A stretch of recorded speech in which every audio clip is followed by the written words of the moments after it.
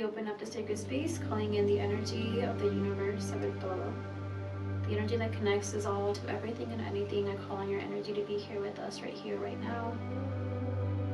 Great Spirit, I give you permission to use my thoughts, my hands, my words, my actions to be the highest good of all, highest good of Madj today.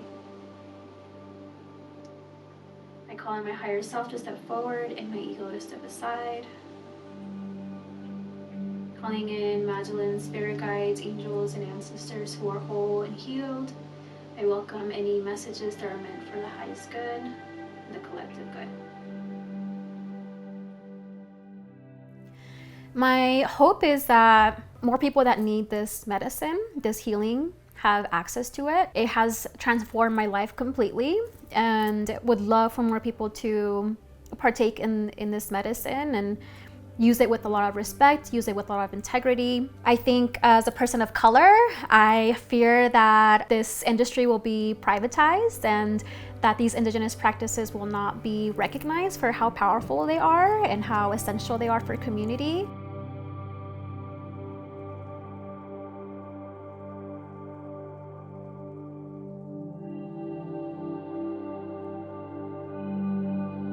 Especially as a person of color, I'm aware how unsafe it can feel. Like, for example, my first group journey was with 15 white people and me.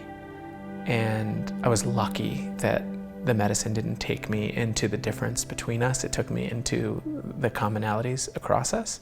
But I did have a trip with a similar group of people, actually almost the exact same group, and the experience was all about difference and not feeling like I was amongst people who even appreciated the different experiences I might have had as a BIPOC person and what it would take for me to be there and the level of perceived safety I have versus what they have. And I have a calling. I'm like, okay, I'm a brown guy with a brown, and I grew up in Tennessee as an Indian guy. It was not friendly terrain, and it was probably friendly compared to what a lot of people in this country experience. And so to me, I'm like a shepherd, a branch, a safe bridge for people of color. That's what I would like to be, to use the substance. And I'm not a guy who has a lifelong relationship with plant medicine. It's just been the past few years, and it's clear to me, oh, I have a responsibility now.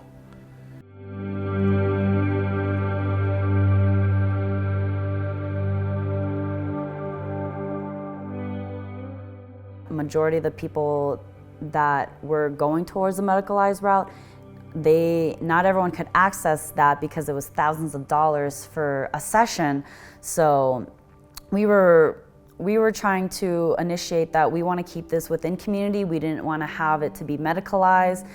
We want to be accessible for people of color, indigenous folks, people that really need that healing, because the trauma has affected people of color. So we're feeling that we are the ones that need this medicine accessible the most. And so that's something we were talking about and trying to speak to our representatives and our senators, because we understand that this is medicine, but they were going on a more capitalist movement, and that's something that doesn't align with my goals and my morals and values. I see it as you're either for people or you're against people, and I'm not for making profit. I want this medicine to be accessible to all human beings.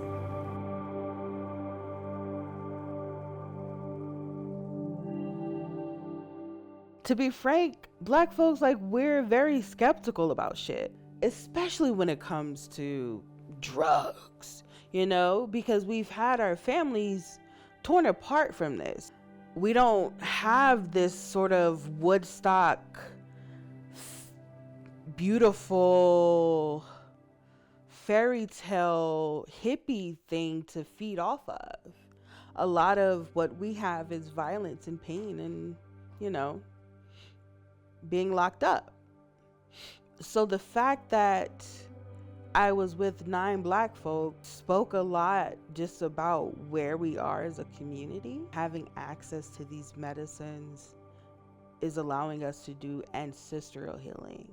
If I was with 7 to 10 white people, I don't think I would have been able to go as deep. I don't think I would have felt as safe, and I would not have done as much.